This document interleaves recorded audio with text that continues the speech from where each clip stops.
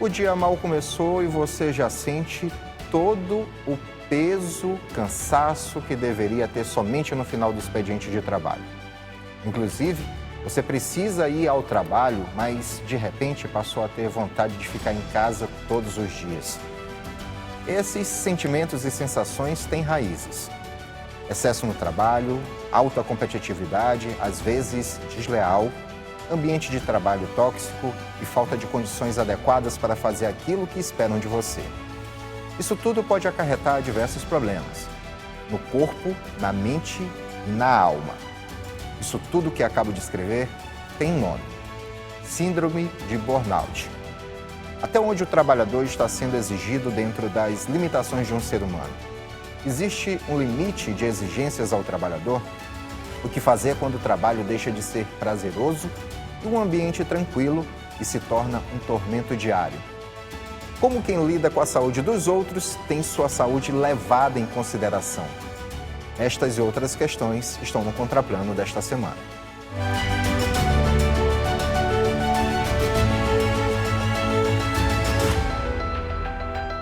Olá, estamos começando mais uma edição do Contraplano, nosso debate semanal de assuntos que geram interesse na população. Nosso tema hoje é Síndrome de Burnout nos profissionais da saúde.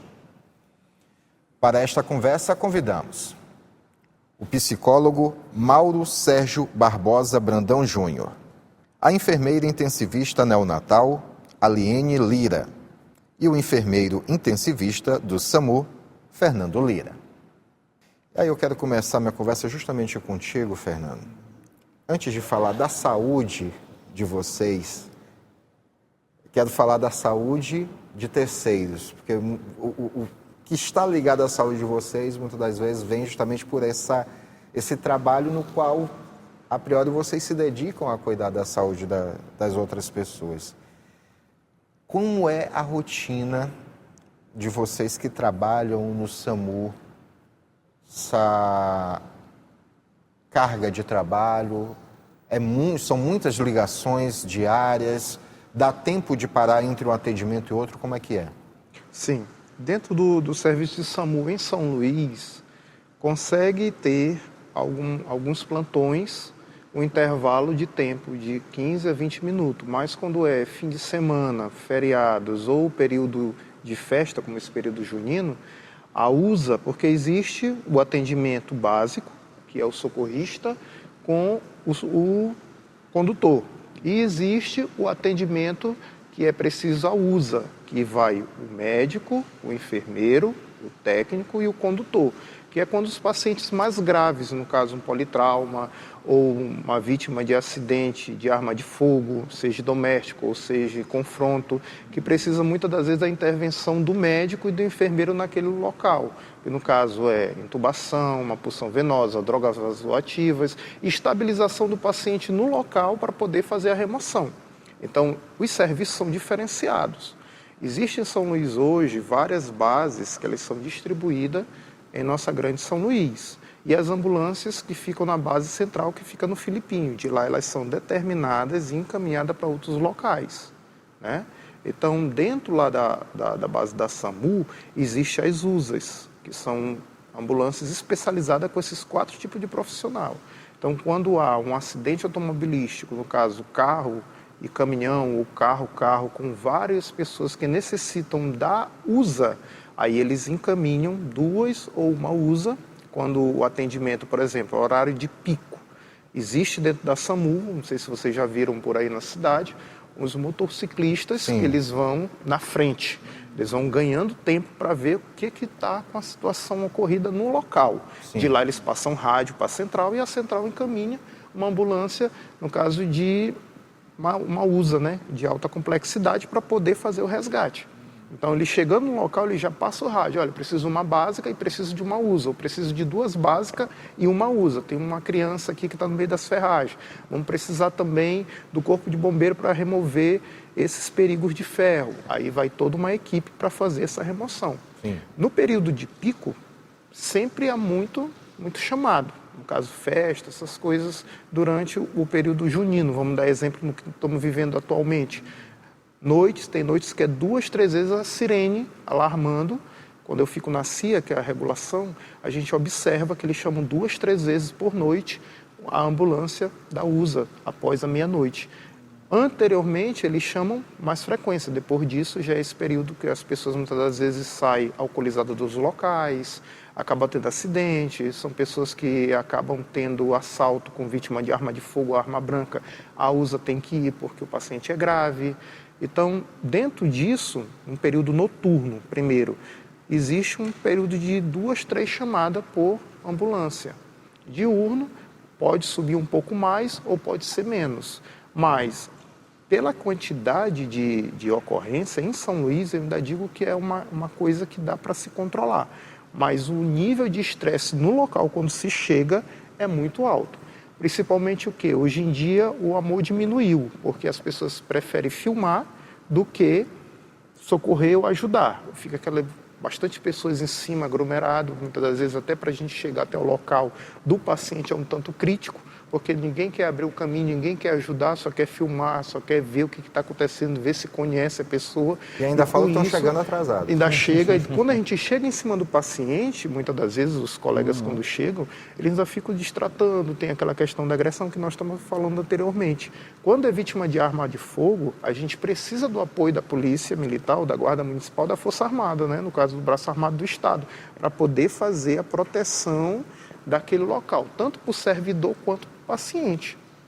Não sei se vocês se lembram, eu acho que está com uns meses que aconteceu na BR, eu fui na BR vindo daqui da zona rural, uma ambulância, uma certa pessoa de algum tipo de facção parou e queria agredir a pessoa, o paciente dentro da ambulância. Então, acontece isso na nossa grande São Luís, né? Então, tem regiões e áreas que é muito difícil o nosso acesso, por conta tanto de asfalto como questão de facções que proíbem, não deixam, seguram, limitam o atendimento, né? Tem locais que a ambulância não chega, temos que ir de maca, tem que ir com nossos aparatos para poder resgatar o paciente. Então isso, em contrapartida, já limita e acaba prejudicando muitas das vezes tanto o atendimento do paciente como também do profissional, né? Porque o profissional corre o risco ali de ter um problema de coluna, de se acidentar, escorregar e cair no escuro, ou durante o dia mesmo ter um lixamento da população em cima do paciente, querer acabar chegando ao ponto de danificar e prejudicar até o patrimônio público, que no caso é a ambulância com os seus servidores, né? Isso é uma coisa principal. Aliane, e os momentos de tensão no ramo que tu estás, como é que é? Eu trabalho no setor que eu recebo essas pacientes mães que vêm do interiores e às vezes chegam já com um bebê que já caminha também e muitas das vezes gravíssimos, né? Às vezes elas parem, né, na ambulância. Então, o atendimento tem que ser muito rápido, muito coordenado, a equipe tem que ter uma agilidade muito grande.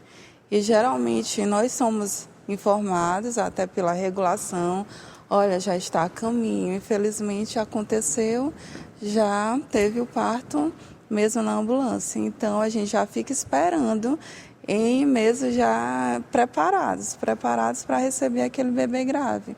Geralmente é prematuro, 30 semanas, 33 semanas, e é uma adrenalina demais, a gente sofre muita adrenalina. A pressão psicológica, interna mesmo, é muito grande, né? Inclusive, há alguns dias tivemos um caso aqui em São Luís, Sim. de uma mulher que teve que dar à luz à criança dentro de casa porque a ambulância do SAMU não conseguiu chegar devido às condições de acesso. Sim. É preciso que se deixe isso bem claro, devido às condições de acesso. Mas nem sempre as pessoas conseguem compreender isso, né? E acaba gerando uma tensão maior ainda dentro do trabalho de vocês. Quando chega a criança já está lá, precisa todo um cuidado para poder... Todo cuidado, todo né? suporte. E esse momento, assim, o profissional de saúde tem que ter habilidade, tem que ter estratégia. E geralmente é o enfermeiro, que é o líder da equipe, juntamente com o médico, para gerenciar todo aquele momento de estresse, né? A gente tem que fazer coordenadamente um atendimento que tem que sair perfeito. por mais que as condições às vezes sejam um pouco precárias, né? A criança vem com hipoglicemia, vem cianótica. Eu já recebi crianças que vêm em carrinho próprio, às vezes do interior, e sem oxigênio, hipotérmico, com a temperatura baixíssima corporal. E a gente tem que rapidamente alinhar. Então, o enfermeiro tem que ter um autocontrole, juntamente com toda a equipe, né? Doutor Mauro, a gente ouviu aqui 2 relatos. Por que eu comecei com eles? Justamente para ter o gancho para poder falar agora com você, porque são momentos em que...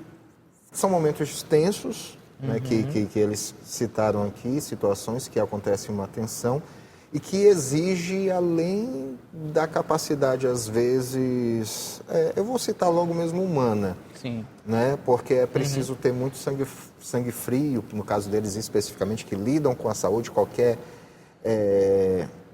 erro mínimo que seja pode desencadear fatores que podem ser irreversíveis. E aí é que eu questiono, lhe pergunto a respeito de como, numa situação dessa, buscar o controle emocional, especificamente na área deles, que é na sua área também, que é a área de saúde.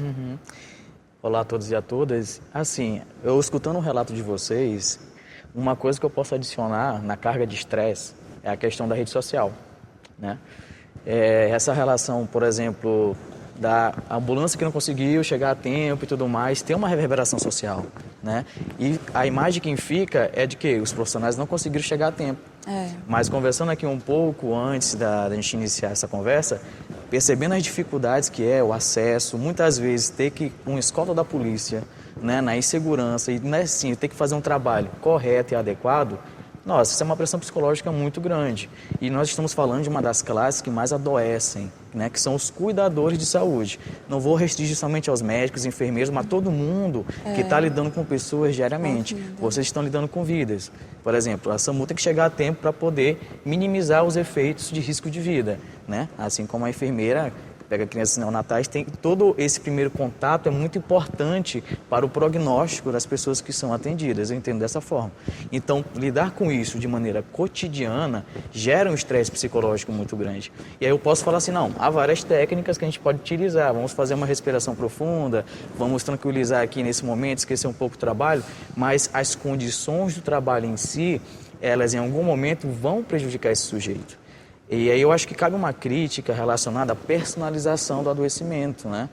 É o sujeito que tem que se adaptar às condições, mas quando as condições são tão severas, então temos que pensar na estrutura. Será que a estrutura está sendo adequada? Será que eu tenho o suporte de políticas públicas de fato em relação a isso? Não à toa, recentemente tivemos a aprovação da norma regulamentadora 1, né? Que vai falar dos riscos psicossociais no trabalho, porque perceberam que o índice de pessoas que estão adoecendo no trabalho está tão elevado que agora todas as instituições vão ter que agora fazer esse risco de avaliação psicossocial, né? Ver as condições de trabalho e tudo mais, de que forma que essas pessoas elas estão executando a sua tarefa.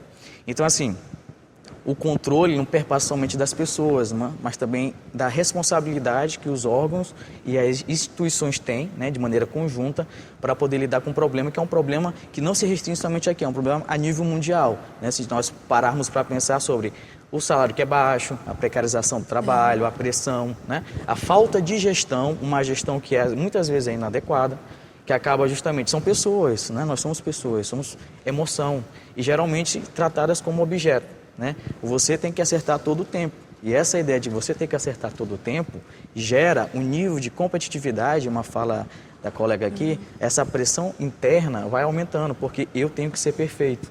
E nós entendemos que pela qualidade do trabalho, qualquer mínimo erro ali pode significar uma vida.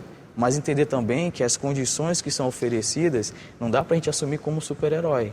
E assumir essa capa de super-herói pode ser um grande problema e é o que tem nos demonstrado as estatísticas. Não sei se vocês têm conhecimento, mas ano passado quase meio milhão de brasileiros se afastaram só por conta de saúde mental. Ansiedade, depressão. Como o burnout ainda é um aspecto um pouco difícil de diagnosticar, mas recentemente foi considerada uma doença ocupacional, mas no geral esses quadros aparecem constantemente, então faz a gente pensar, o que está acontecendo, né? Que tipo de trabalho é esse que está sendo desenvolvido, o que está sendo cobrado, até que ponto nós, enquanto pessoas, conseguimos dar o nosso máximo e até que ponto isso passa a ser sobre-humano. Então, acho que essas reflexões são importantes antes mesmo de a gente chegar e falar, olha, de que forma você vai controlar sua raiva, de que forma você vai controlar seu estresse. Porque no fim do dia, essa pessoa vai voltar para o mesmo ambiente estressor. Então, pode funcionar por 2, 3, 4, 5 meses, mas depois retorna, porque a situação em si que está ocasionando todo esse estresse, toda essa sobrecarga, não é modificada. Então, eu acho que partimos desse ponto. Certo. Fernando, eu queria já encaminhar contigo aqui a conversa agora para vocês mesmo, que são da área da saúde, agora falar diretamente, saber como que é o ambiente de trabalho, quando vocês percebem que ele está já ficando tóxico, quando já não é possível trabalhar com a tranquilidade que é necessária. Mas tu me responde isso daqui a pouco no próximo bloco. Momento do nosso primeiro intervalo no Contraplano de hoje e já voltamos com a nossa conversa.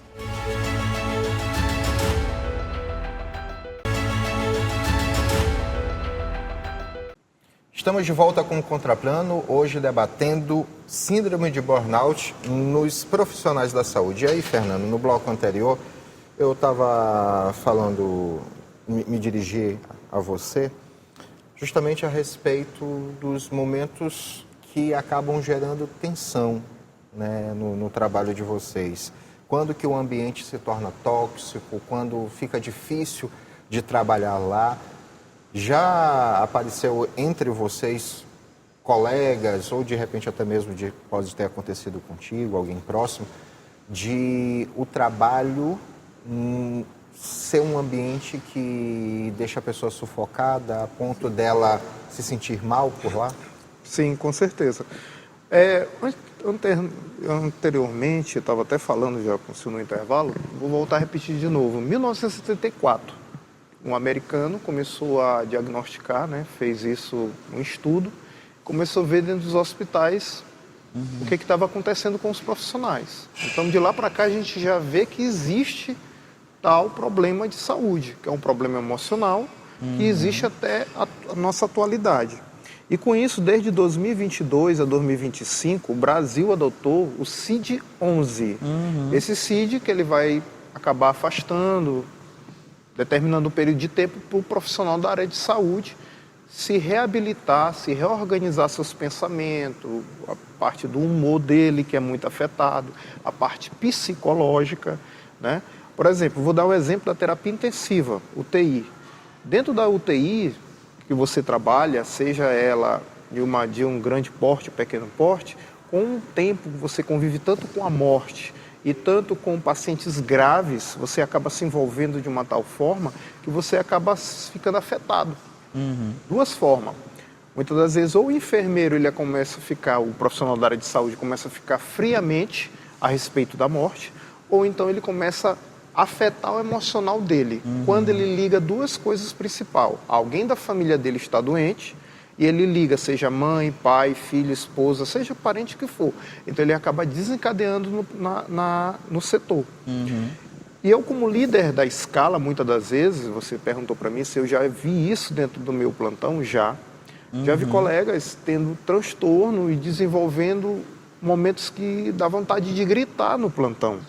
Ele se descontrola muitas das vezes com um colega médico, com um colega técnico, com a equipe multidisciplinar por pouca coisa. Que o limiar de estresse dele está tão alto, e aí quando a gente senta para verificar o que está acontecendo, carga de trabalho, porque não consegue ter só um emprego, porque para ter um equilíbrio financeiro ele precisa de 2, 3 vínculos, então ele vai trabalhar com uma carga a mais, tem pouco tempo de descanso, e esse tempo de descanso dele ele não consegue passear, ele não consegue conviver com a família, ele só consegue dormir. E muitas das vezes isso vai desencadeando. Não é uma coisa repentina de semanas, É uma coisa de anos. Até por isso não dá para perceber na hora do que isso, está né? acontecendo. Quando a gente vai perceber, a equipe profissional vai entender o que está acontecendo com um colega ou com um profissional, é depois de anos de trabalho com ele. É quando ele já está mesmo no limiar, que ele não consegue mais controlar, a gente toca nele, está com a pele fria, pegajosa, está trêmulo, está muitas das vezes com conversas aceleradas que não consegue equilibrar o pensamento, né? E desempenhando a profissão dele a fio mesmo no extremo, como eu posso dizer, como eu sempre falo. Então, muitas das vezes eu chamo esse colega técnico, esse colega enfermeiro que está comigo, ou até mesmo médico, e aí, doutor, o que está acontecendo? Vamos tomar um café. Nessa hora que você vai na salinha do café, você já consegue entender um pouco a pessoa. Eu, pelo menos no plantão, gosto muito de conversar com minha equipe. Sempre saber olhar nos olhos. Quando você vê uma pessoa não olhando nos olhos do outro, isso significa que tem alguma coisa acontecendo. Então, para as pessoas que estão assistindo, dentro das suas profissões, seja ela onde for, é importantíssimo a gente sentir o outro. Seu colega sempre tem um equilíbrio e ele começou a desequilibrar, é o momento de ligar o alerta, né? Porque ele pode fazer uma medicação, trazendo novamente para a terapia intensiva, ele pode fazer uma medicação errada, ele pode se estressar com o técnico, ele pode se estressar com a equipe, e aí a gente pode dar um prejuízo ao paciente. Então, para isso, a gente tem que trazer ele mais para perto da gente. Se for o caso, levar a coordenação do setor. Não é demitir o funcionário, mas levar a coordenação para dar uma férias, para ver uma forma de mudar ele de setor, deixar com uma carga menos, né? Porque imagina, todo dia você, numa terapia intensiva, você chega no plantão, o enfermeiro cuida de 5 a 10 pacientes. Pode ocorrer paradas cardiorrespiratórias, reanimações, alta, admissão, transferência de paciente, exames complexos que a gente tem que monitorizar o paciente e encaminhar. Assim também quem faz o serviço pré-hospitalar, tem todo o seu afim. Então, aquele momento de estresse, a pessoa que já está com o limiar curto, vai explodir rapidamente. Então, a gente diminui a carga de serviço dessa pessoa para ela se reorganizar e retornar, né? Claro que tem muitos colegas que não conseguem. E aí ele, infelizmente, não tem mais condição física e muitas das vezes até mental para trabalhar naquele setor novamente, né? O nível de estresse, tenho 30 anos, 22 anos, 10 anos de UTI, não consigo nem olhar uma bomba apitando que eu já fico no nível alto de estresse. Então, dali ele vai para uma clínica médica, vai para uma clínica cirúrgica, um centro cirúrgico, um ambulatório ou uma emergência mesmo, para poder tentar reorganizar. Não perder o profissional. Porque um profissional da área de saúde, os Estados Unidos, a Europa em si, estão atrás de enfermeiros, estão atrás de médicos, porque não tem, né? Então, eles estão pedindo para os outros países que encaminhem para lá, né? Dando um salário muito mais aquém do que o normal. Mas os nossos profissionais hoje são cansados, né? Temos o piso salarial da enfermagem? Tem, mas precisa melhorar um tanto mais, para que o profissional tenha um emprego apenas e tenha uma qualidade de vida. Trazendo para a classe médica, você vê um médico tendo 2, 3, 4 vínculos, porque o colega médico não tem carteira assinada e ele tem um patamar de vida um tanto mais elevado. Não tem mais gasto. Quanto você mais ganha, mais gasta. Então, você precisa ter esse equilíbrio, né? Precisa ter esse tato durante o plantão e observar todos. Eu, pelo menos como líder da minha escala, eu gosto de observar todos. Se eu vejo uma colega técnica já com mais de 40 anos de idade, ou 50 anos de idade, pronto para se aposentar, eu gosto de conversar sempre com meus coordenadores, pedir para eles encaminhar para outro setor, para um setor mais tranquilo. Se eu vejo que meu médico ele já tem uma certa idade, ele não vai dar conta de segurar aquela situação e eu estou ali ao lado, ajudando, dando aquela palavra de apoio. Uma palavra apenas que você dá para uma pessoa que está com uma síndrome dessa, com desenvolvimento desse, melhora muito. Melhora muito o ambiente dele. Aquele ato de dar o café. Ele já, Fernando, obrigado. Melhorou muito. A gente retorna de novo para frente de linha e consegue desenvolver bem. Aliene, já teve algum momento que tu te deparaste com colegas que estavam com nível de estresse no limite, acima do limite? Sim. E como é que vocês reagiram? Como foi lidar com essa pessoa nesse momento? Sim, fortalecendo o que ele falou, Nós temos que olhar também para a pandemia, que foi um momento de muito caos e foi desesperador para nós. Vou até aproveitar, porque eu ia buscar esse assunto mais à frente, né? Tá. Mas aí eu já vou até entrar Sim. nele, porque apesar de trabalhar como intensivista neonatal, mas vocês da área da saúde foram exigidos de uma forma geral nesse período de pandemia. Há 5 anos estava todo mundo envolvido, um momento de muita tensão. A pergunta parece ser simplória, parece ser óbvia, mas a gente viu muitos de vocês passarem por esse tipo de situação de estresse extremo.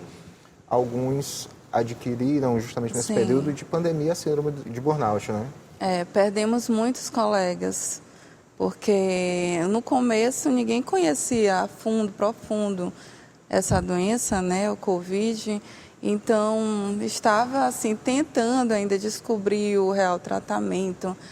E muitas pessoas se automedicaram de forma descontrolada. E colegas meus entraram em pânico quando teve os primeiros casos. Então, esse autocontrole foi muito difícil. Eu vi muitos colegas meus perder o controle durante o plantão. Quando chegou um caso de uma gestante Covid e agravava muito rápido, muitos óbitos nos hospitais. E quando a gente sabia que um colega nosso foi a óbito, um médico, então isso entrou em pânico para todos nós da área da saúde. Então foi o pior momento que eu vivenciei, até porque eu estava com meu filho também pequeno, né? Passei um ano cuidando do meu filho, porque eu tive esse direito, graças a Deus, mas o retorno foi desesperador. Com medo de infectar, né? De contaminar meus filhos, minha família, meus pais. Então foi o pior momento da minha vida, que eu também sofri um pouco. Né, essa fase, essa tensão, o medo, viver o medo.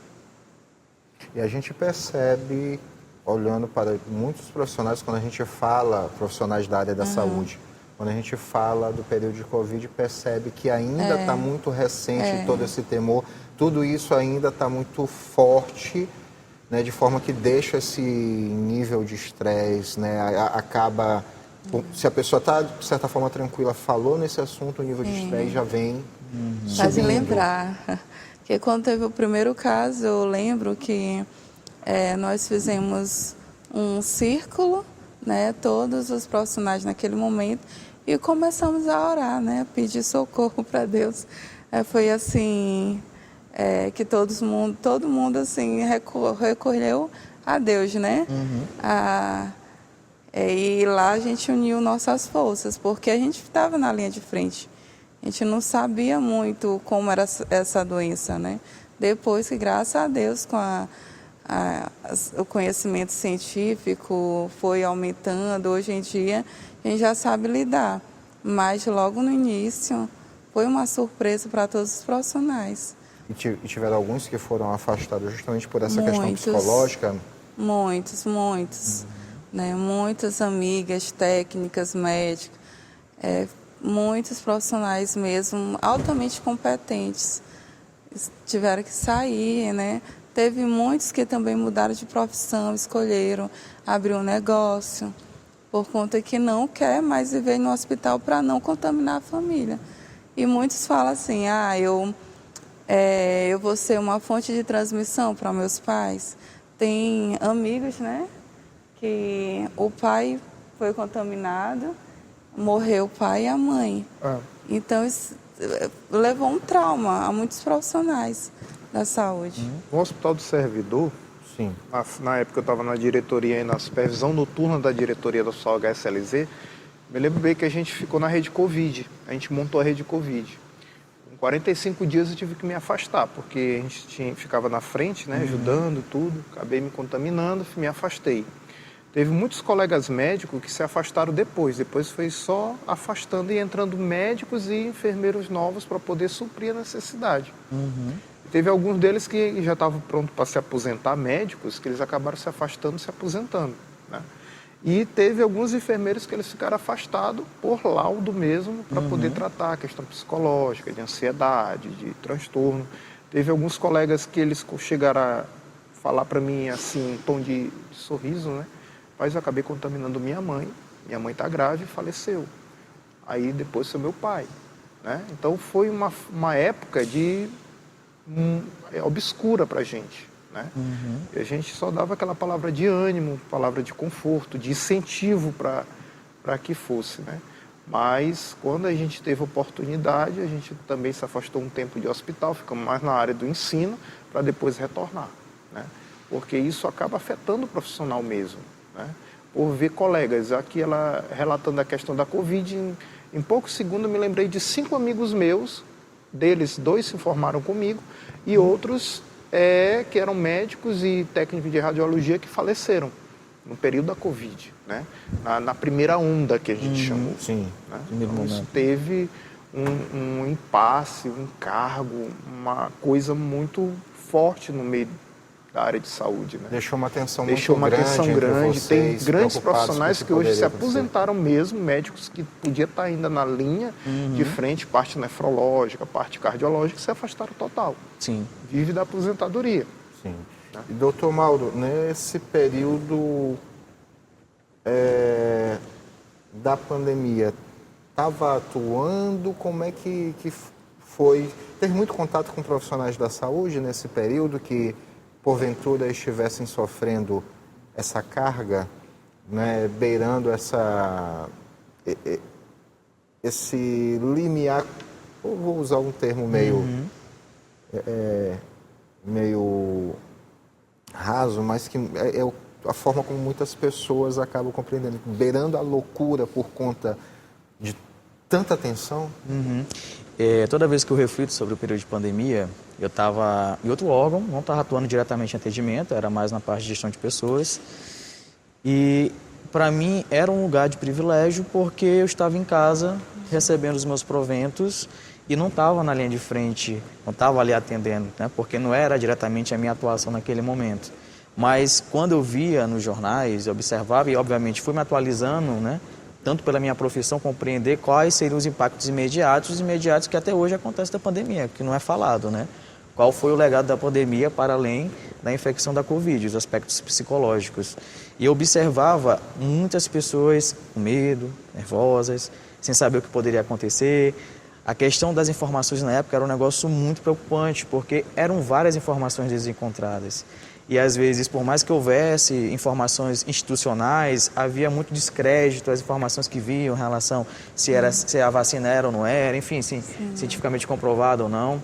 Então, tudo isso acabou que mexeu comigo, né? Por mais que eu não estivesse atuando. E preocupado, de fato, como é que vai ficar a nossa sociedade depois disso tudo, né? Eu lembro muito que o pessoal esperava, não, o pessoal vai se unir mais, vai ter mais empatia. Eu observo que não foi muito dessa forma, né? Parece que houve mais atrito, né? E esses atritos geram mais estresse. Já estávamos vivendo de um estresse sobre algo que até um certo momento era desconhecido. Depois que passou a ser conhecido, o embate maior foi o quê? Que a população aceitasse, né, a vacina para a gente começar a retornar a uma vida pós-pandêmica, né? Que eu digo que tem suas sequelas.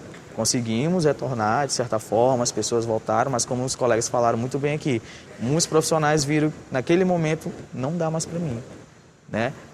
Algo muito estressante, prefiro viver de outra coisa, me aposentar, mas essa linha de frente, o que a pandemia traz, desvelou, né?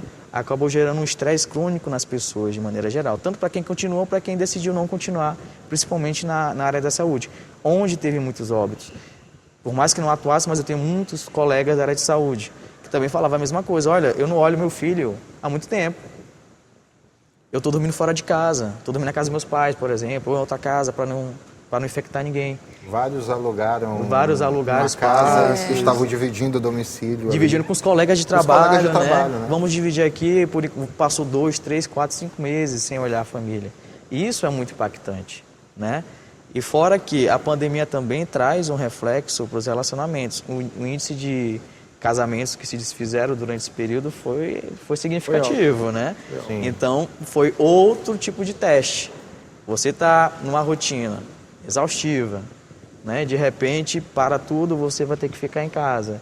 E aí, toda essa questão estressante. E aí, tem que conviver, porque nós somos diferentes. E lidar com as diferenças não é fácil, né? E quando isso fica 24 horas por dia, então isso também trouxe para os lares, né? Não só do nosso país, mas do mundo como um todo, esse novo contexto. Será que realmente é onde eu queria estar? E aí gera esse atrito familiar, ou seja, bagunçou de maneira geral a pandemia. Claro que a gente pode trazer um aprendizado, já que nós sobrevivemos. Como todo período negativo na nossa história, a gente tem que trazer algum tipo de aprendizado sobre essas circunstâncias. Quais foram as habilidades que naquele momento me foram convenientes e me ajudaram a superar essa dificuldade, né? Rede de apoio, né? Manter uma conversa franca, demonstrar como é que se sentia. Inclusive, trazendo um pouco para a área da saúde mental, houve uma busca muito grande, né? As pessoas começaram a ficar mais sensibilizadas na busca do atendimento psicológico, né? Há resistência? Muita. Mas, pelo que era antes da pandemia, as pessoas começaram a se sensibilizar que é importante e necessário. Porque elas foram obrigadas, na verdade, a buscar isso, né? E até porque o acesso também foi até um pouco mais facilitado com os atendimentos online, que hoje é muito mais comum do que antes da pandemia, se você for analisar. Eu posso até dar um exemplo bem claro até do que aconteceu comigo, porque é exemplo de muitos de vocês profissionais da área de saúde, por exemplo, no período da pandemia, também acabei não parando. Muitos de nós, profissionais da área de comunicação, não paramos. E acredito que com 3 meses e meio, né, da pandemia muito intensa aqui, num certo momento eu, com falta de ar, não me sentindo bem, fui bater justamente no Hospital do Servidor e Olhava super imaginando que era Covid. Na realidade, ansiedade. Primeiro passo justamente Exatamente. da síndrome de burnout. Né? Ou seja, acabou nesse período muita gente entrando nesse caminho que era um caminho meio que sem volta. Doutor, quero conversar ainda um pouco sobre este assunto, mas eu vou voltar neste assunto no próximo bloco. Tá ótimo. Momento do nosso último intervalo, última parada no Contraplano de hoje. Já voltamos com a nossa conversa.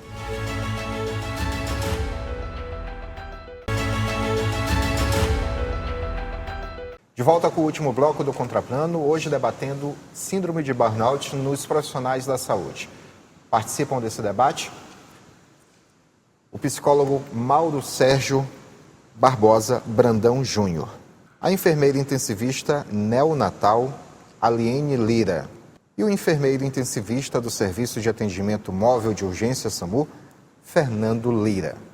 E aí no final do bloco anterior, doutor Mauro, eu falava a respeito de continuar nessa temática, porque 5 anos se passaram da Covid, que a gente pode dizer que talvez depois da grande peste que aconteceu há tantos e tantos anos, que muitos médicos e enfermeiros tiveram que lidar com aquele problema, acho que foi um momento mais tenso para os profissionais da saúde. E 5 anos após, muitos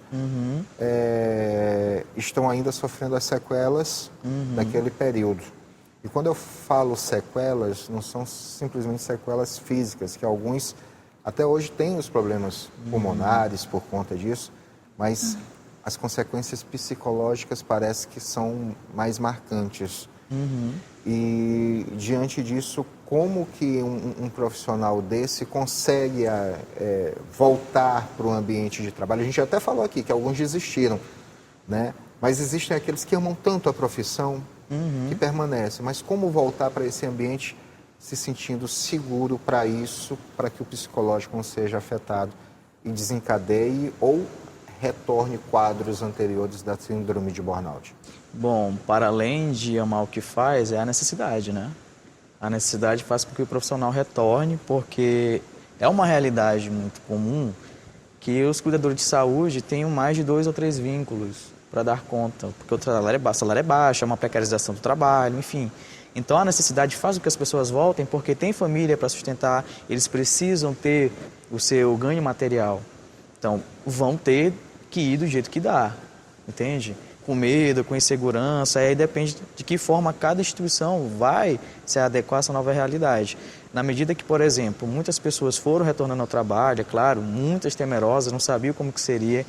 É um susto, começar uma pandemia também é novo e diferente, é um susto retornar de uma pandemia. Você está numa nova realidade, né? Por muito tempo a gente observou os nossos colegas e amigos com máscara. E por um bom tempo foi assim, e até houve um certo estranhamento quando as pessoas tiravam a máscara. E isso mexe com o nosso psicológico também, né? Parece que a gente veio de um mundo pós-guerra, tateando, conhecendo, será que é seguro? E nem todo mundo votou de uma vez, né? Mas a necessidade faz com que a pessoa tente se adaptar àquele contexto. Tomar as prevenções necessárias, usando máscara, usando frequentemente o álcool em gel, e eu confesso, eu falo por mim. Comecei a usar toda vez agora. Antes era algo que eu nem ligava. Mas de repente comecei com a pandemia, de repente não, né? Com a pandemia comecei a ficar mais atento a esses detalhes. Então, não, tenho que fazer esse uso aqui. Antigamente andava muito transporte público e esses cuidados acabam moldando. Então, assim, eu preciso me sentir seguro para ir. De que forma que eu vou me sentir seguro? Eu vou tomar as medidas cabíveis de precaução. Quais são? São essas e essas e essas relacionadas a isso. E, com certeza, quando muitas pessoas começaram a desenvolver, principalmente ansiedade, e aí se reforça, começaram a buscar tratamento. É outra forma também de lidar com esses contextos, porque é algo totalmente desconhecido, né? Então, muitas pessoas não sabem identificar, agora reconhecem que há uma questão a ser trabalhada e quebrando essa resistência para poder fazer um tratamento consigo, para poder retornar à vida. Se vai ser uma vida igual antes da pandemia, não saberemos. Agora é necessário que se siga, né? Então, esses são os meios adequados e necessários para que as pessoas elas consigam lidar com esse momento de pós-pandemia. E trazendo um dado relevante, no início eu falei sobre o número de afastamentos, né, relacionados ao trabalho, mais de 500 mil, praticamente quase 500 mil, na verdade, ano passado. Na pandemia, teve seu menor índice. Então, se espera que o do ano passado seja um reflexo já de tudo que ficou represado na pandemia. De pessoas que adoeceram, foram afastadas por ansiedade, por depressão. Então, os números, eles são números, né, que estão nos trazendo. E isso eu falo daqueles que estão fazendo o tratamento, aqueles casos que são notificados, e aqueles que não são, e as pessoas que ainda não buscam, as pessoas que ainda não têm informação ou não têm a possibilidade de buscar esse acesso. Então, assim, quando a gente fala dos efeitos secundários da pandemia, é justamente nisso, né? De que forma a nossa sociedade ficou abalada, não só de maneira física, mas psicologicamente falando. E aí, ter que lidar com outros fatores relacionados ao trabalho, que já vinham há muito tempo, uma flexibilização dos direitos, muito antes da pandemia, e ter que lidar com um novo contexto, né? E isso também acaba sendo um fator que estressa bastante. E agora a gente pode até incrementar também, colocando um novo elemento na discussão, a inteligência artificial, né? Ela está tomando um campo também que para algumas profissões já começa a ser ameaçador. Por exemplo, o caso do dublador. Recentemente fizeram um documentário que a dublagem foi feita por IA. E houve um movimento desses dubladores relacionados isso vai tomar o meu espaço, isso gera estresse, isso gera medo, porque não se sabe de que forma vai ser utilizado. Então, entende que o mundo pós-pandêmico, para além da pandemia, que traz muitos elementos, outros fatores vão incrementando esse processo de estresse, né? Porque a pessoa começa a pensar, qual vai ser o meu futuro profissional? Né? E a todo tempo a gente tem que estar buscando alguma coisa para poder ficar no mercado de trabalho. E isso afeta também a saúde do trabalhador. Ou então, você empreendedor, o que eu posso fazer para empreender? Que é a nova filosofia de empreendedorismo, né? Eu tenho que fazer meu próprio serviço, meu próprio trabalho, ganhar meu próprio dinheiro. Isso também afeta a forma do nosso trabalho e nosso psicológico. Então, assim, o mundo passou por muitas mudanças. A pandemia acelerou esse processo tecnológico, por exemplo, da questão do online, né? Sim, sim. Do trabalho remoto, que também é outra característica, que também tem as suas nuances, tem que ser trabalhado. E, para além disso, acelerou esses processos também tecnológicos, que a gente está tendo conhecimento hoje, mas que já germinam há muito tempo. Certo, eu vou fazer uma pergunta que vai no mesmo sentido para os três, no caso, para o Fernando e a Aliene, saber como que vocês têm conseguido lidar e colaborar com colegas que, porventura, tenham passado pela experiência da síndrome de burnout. E para o Dr. Mauro, né, saber como que as pessoas têm que lidar com isso. Mas vamos começar assim, aí começa por ti. Eu tive alguns colegas, colega de trabalho é aquele que a gente habita dentro do serviço. Amigos é aqueles que a gente visita em casa e procura saber como é que ele está, toma um café, dá uma volta com ele, vê como é que ele está no momento. Esse a gente pode considerar como amigo. Mas há muitos colegas de trabalho, a gente chega a ligar, conversa. Eu tive um caso recentemente de uma funcionária, trabalha junto comigo numa certa unidade hospitalar aqui em São Luís, que ela foi agredida por um paciente. Paciente em surto, e eu tive que conter o paciente a grosso modo, né? Na hora da medicação. Então eu tive que conter ele, ela está um tanto afastada, mas quando eu tenho a oportunidade sempre ligo para ela, pergunto como é que ela está, se ela está precisando de alguma coisa. Demos bastante apoio juntamente com a direção da unidade hospitalar para ela. Então ela desencadeou, lembrou coisas do passado dela, né? Que ela sofreu um relacionamento, e com aquela agressão ela ficou mesmo totalmente fora do equilíbrio normal, né? Não apenas físico, mas também mental. Então a síndrome do burnout não é só apenas um meio, mas também o que ocorre muitas das vezes com o profissional, né? Esse é um exemplo. Teve outro de um enfermeiro amigo meu, e eu cheguei a conversar com ele várias vezes por telefone, perguntando como é que ele estava, se ele estava tomando a medicação direitinho. A esposa dele me relatou com outras pessoas que ele estava mesmo muito aquém, já pensando até muitas vezes até em suicídio, né? Então é outra coisa que ocorre. Então o tato de falar, de conversar, daquela palavra de apoio, de incentivo, ajuda aí muito esse profissional. A gente tem que estar no plantão, mas observando o outro. Observando o outro. Já tive ocorrências em hospitais em São Luís que a pessoa se suicidou tirando medicação do carro de parada, medicações que são sedativas, né? Que são anestésicos pesados, e se administrou em casa e acabou falecendo, né? Nesse período pós-pandemia. Então, em São Luís do Maranhão, estou trazendo o exemplo de São Luís, não a nível Brasil. Nível Brasil, teve aquele caso também daquela técnica de enfermagem que foi agredida dentro da UTI, o paciente levantou com a seringa querendo matar ela, tudo, então teve um afastamento. Então ali, tanto ela como a equipe toda teve um agravamento psicológico. Isso acontece muito, então muitas das vezes a rede em si, o hospital em si, tem que dar o apoio. Em que sentido? Botando uma segurança mais eficaz, colocando homens na escala, porque dentro do hospital 90% é mulher. Então são vulneráveis, né? Muitas vezes a gente vê o paciente deitado, tranquilo, mas hora ou outra ele surta. Ele acaba se levantando, mesmo tratando uma infecção urinária, porque o nível de antibiótico é alto e acaba afetando o cérebro do paciente. Ou muitas das vezes ele já tem um transtorno bipolar, ou seja, qual for, ele consegue desencadear isso na profissão. Ali naquele momento, agredindo a profissional acaba surtando, não querendo mais trabalhar, pedindo para sair e assim por diante. Então, nosso papel quanto colega, quanto líder, como pessoa, ser humano, é dar apoio à pessoa, conversar. Uma simples palavra, como você está hoje? Está tudo bem com você? Você já lanchou? Não te vi tu tomando água hoje, fulano. Vai tomar água. Muitas das vezes a pessoa está à beira de um precipício. E pequenos gestos faz grandes coisas, né? Isso é uma coisa que a gente vive. Aliene? Eu tive um apoio, procurei a terapia integrativas. Eu indico muito quem esteja passando por isso, por essa síndrome, por vários distúrbios outros psicológicos, que procure as terapias integrativas. É um meio que me fortaleceu e também ajudei muitos colegas. Inclusive, eu fiz a domicílio, fiz em clínica também, quando eu atuei em alguma clínica.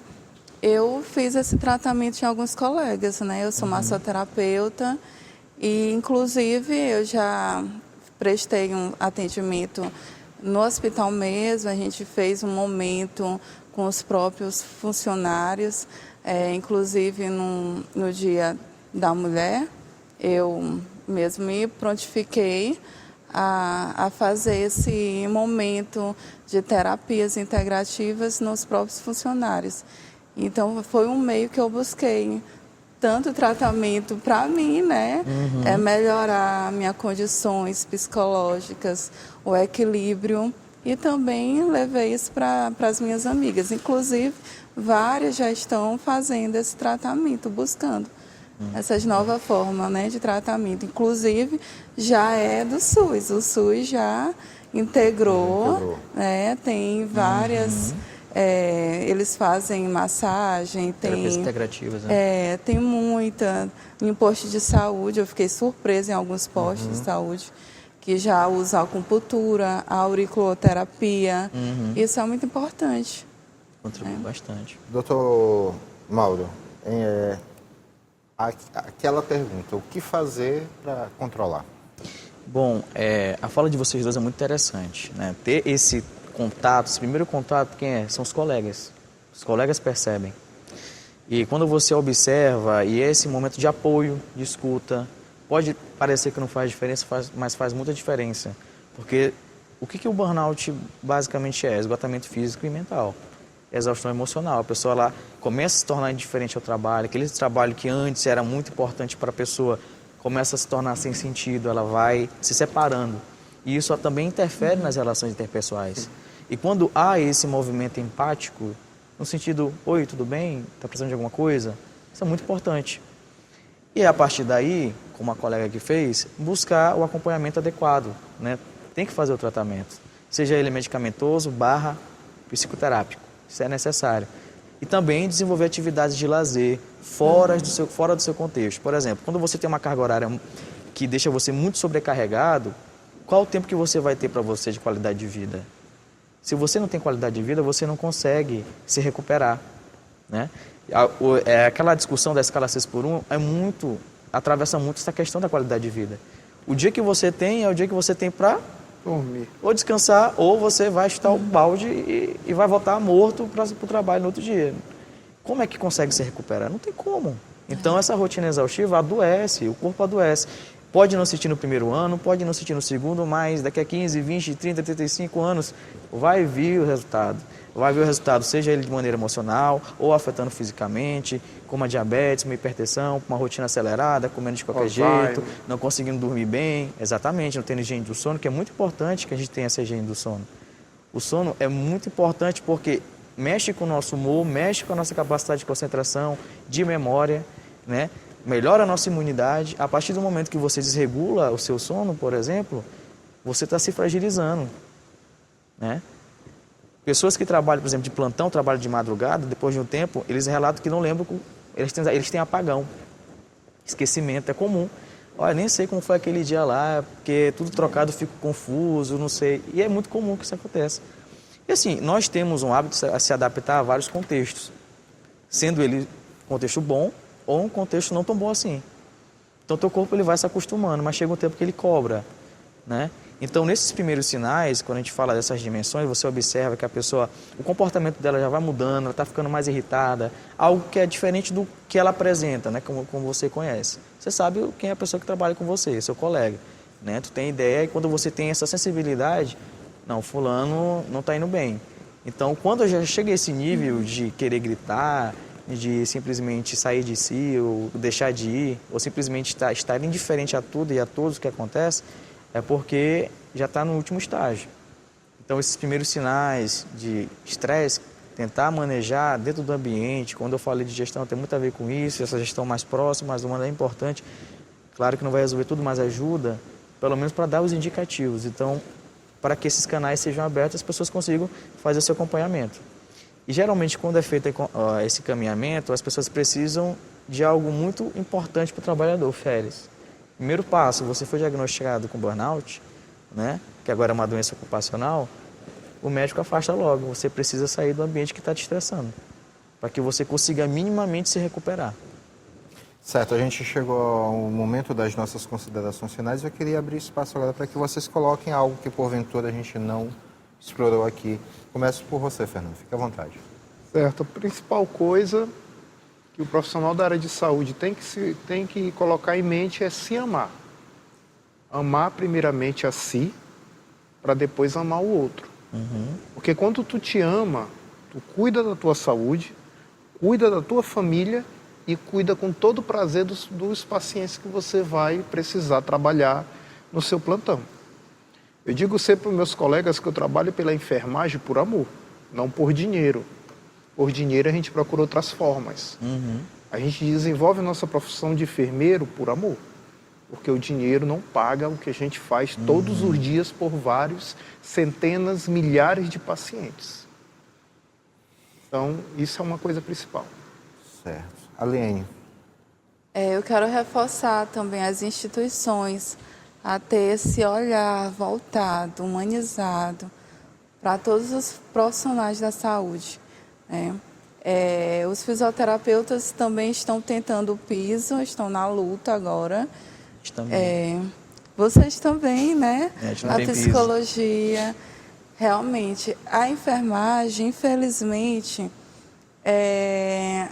nós adquirimos o excesso na carga horária. Ganhamos o piso, mas nos hospitais privados aumentou a carga horária. E como que nós vamos ter qualidade de vida? Mas antes de ter o salário com a carga horária anterior, né? E aumentar a carga horária foi prejudicar. Foi altamente prejudicial para a nossa categoria, né? Eu acredito que possa mudar isso, porque, graças a Deus, na instituição pública, nós não teve alteração, mas, infelizmente, na rede privada, tem profissionais que não querem trabalhar na rede privada. Eu sou uma, por exemplo. Eu prefiro muito bem trabalhar por conta própria que voltar a trabalhar a rede privada, porque meu psicológico, meu físico não aguenta. E eu tenho família, né? Eu tenho que arcar com meus filhos, né? Meu esposo, eu tenho que dar também prioridade para eles. Eu já trabalhei numa instituição que eu fui obrigada a dobrar plantão, né? Eu fui ameaçada a perder o emprego. E isso é altamente dolorido. É uma rede privada. E a humilhação que o profissional passa. E às vezes não é por outra categoria, porque a síndrome de burnout também é a falta de reconhecimento, né? Então eu sofri muito a falta de reconhecimento na rede privada, né? E o enfermeiro tem que falar, os profissionais da saúde têm que abrir a boca, têm que falar. Nós estudamos, né? Nós batalhamos, nós temos uma família. Então, eu solicito para instituições, principalmente rede privada, para buscar esse apoio nos profissionais, né? Tratar de uma forma humanizada todos os profissionais da saúde. Doutor Mauro. Uma fala muito forte, muito potente. E é sobre isso, né? Falar é muito importante. E esse lugar de fala coletiva é mais importante ainda, né? Porque isso gera um senso de unidade. Porque a maioria sofre, mas sofre em silêncio, né? Sofre em silêncio. Isso é muito ruim, isso vai dividindo o coletivo. E quando você compartilha, bom, aquela dor não é só minha, isso acaba mobilizando internamente essas pessoas. E assim, na medida do possível, quando você tem essa rede de apoio, para que você possa, pelo menos naquele primeiro momento, falar o que você sente, apesar da resistência e da dificuldade que é muitas vezes falar sobre si, principalmente os homens. Os homens têm muita resistência. Então eu peço, primeiro sinal, você perceber que as coisas não estão indo bem, que você está no estresse contínuo e você não está conseguindo mais dar conta com as suas estratégias anteriores, busque um profissional, converse com um profissional, né? É sempre bom, vai acontecer. O pessoal tem muita resistência com a psicologia, mas a conversa é necessária. É um profissional qualificado que vai fazer uma escuta qualificada, né? E a partir daquele encontro vão se fazer os direcionamentos necessários. Então, assim, primeiro sinal que você perceber que as coisas não estão indo bem, procure ajuda. Não deixe só com você. Era isso. Quero agradecer imensamente a vinda de vocês aqui participar dessa discussão conosco. Assunto que é tão pertinente que precisa ser levado de forma, né, muito clara a toda a população. E dessa forma nós chegamos ao fim do Contraplano de hoje. Você pode assistir a reprise desta edição em nossa programação ou em nosso canal do YouTube, TV Assembleia Maranhão. Nós voltamos com uma nova discussão no Contraplano da semana que vem. Até lá. Faz bem.